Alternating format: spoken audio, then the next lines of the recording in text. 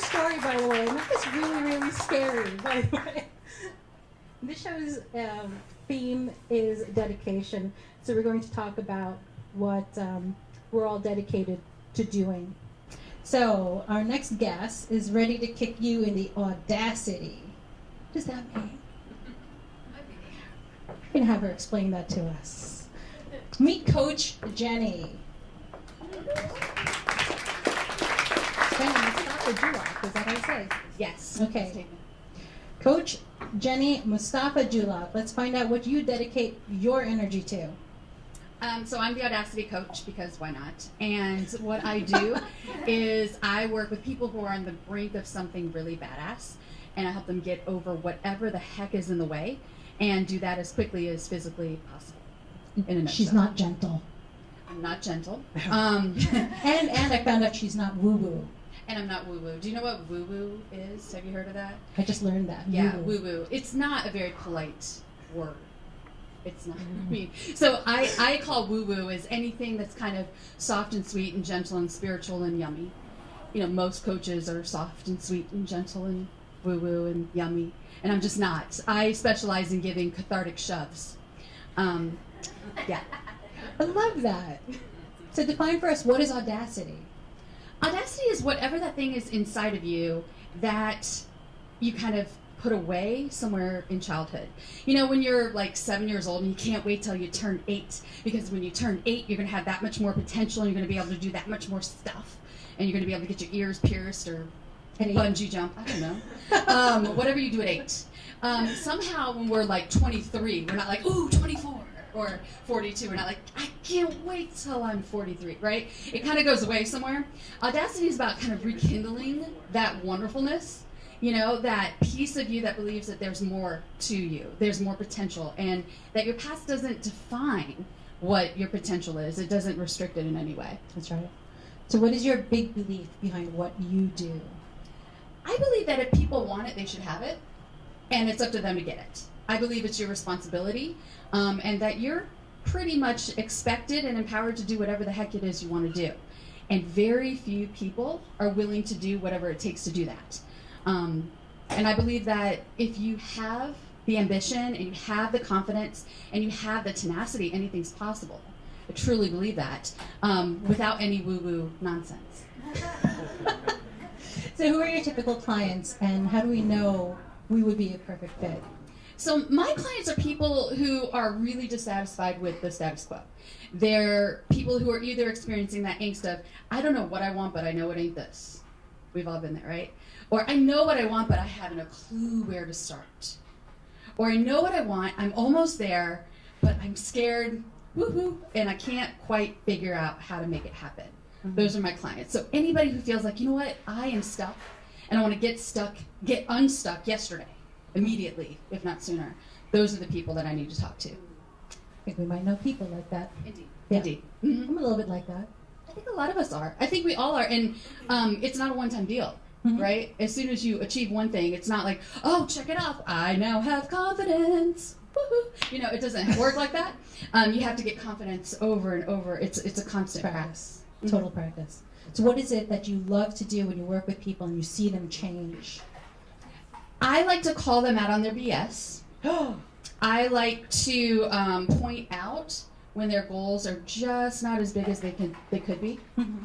I like to challenge people and turn up the volume. And I like to teach people how to not dabble in self-improvement, but to really get into self-astonishment. Talk about that a little bit more. Mm-hmm. I'm all about self-astonishment. I think that self-improvement's lovely. It's New Year's resolutions time, and it's very nice.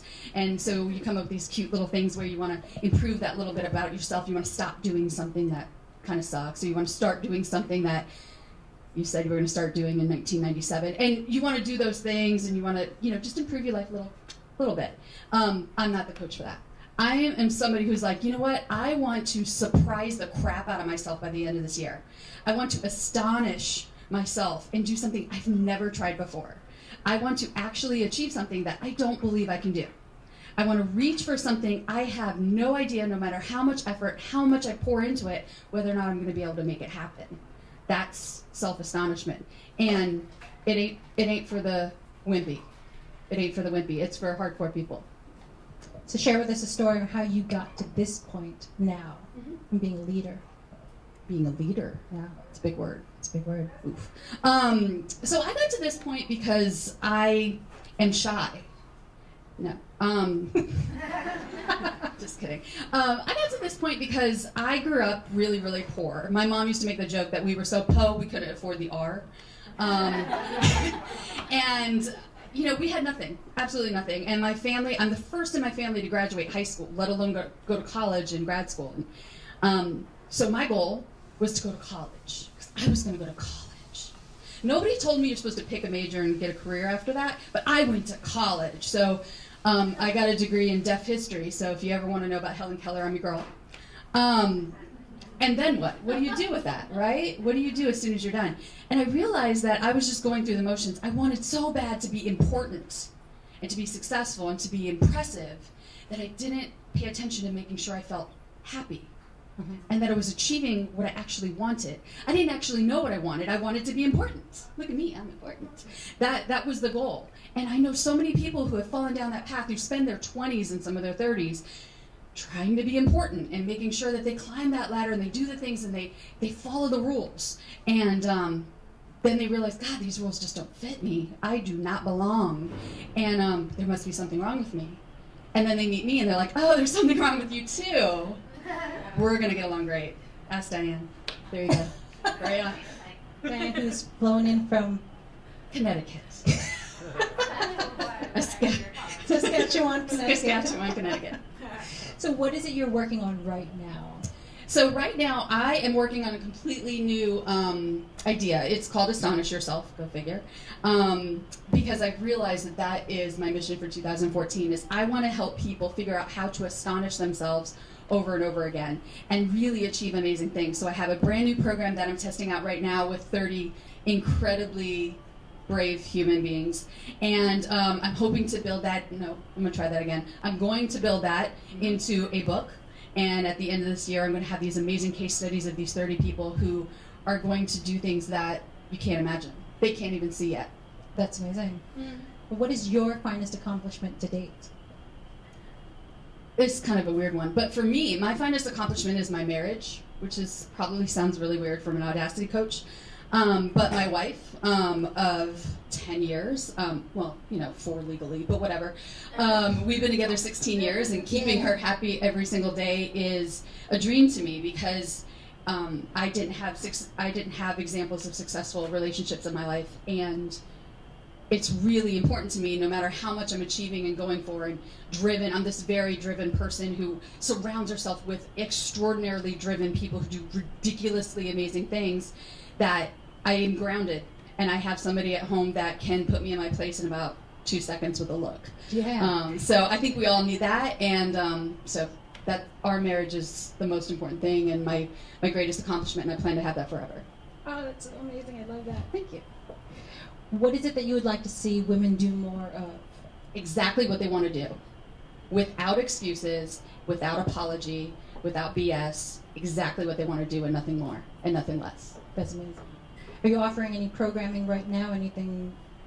Absolutely. The best way to reach out to me and to see whether or not you can deal with the cathartic shoves and my goofiness is to have a Get Unstuck Yesterday session, which is a free session. It's 30 minutes, me, you on the phone or on Skype if you want to look at me. Most people don't. You know, we just kind of jam and talk about what the heck you're stuck on and figure out how do we get you from where you are right now to where you want to be in an hour or two, and see whether or not we jive. And then the other thing I'm working on is I'm very transparent. I think transparency is really missing in business. And so I also conduct a program called the Solo Biz Badassery Boot Camp, because of course. And that boot camp is really just a peek behind the curtain of my business. This is my 8th year, and I spent about 4.5, 5 of them really sucking at business, and because I was really great at blogging, but I wasn't asking for clients, and I find that to be problematic. So I'm helping people figure out exactly what worked for me. Not saying it's going to work for everybody, but it's working for everybody that did the program in the fall. And I'm teaching that in mid-January, so if you're interested, let me know. Fantastic. So we reach out to you when? You reach out to me as soon as you realize this sucks and it's no longer good enough. There you go. Thank you, Coach Jennie. Thank you.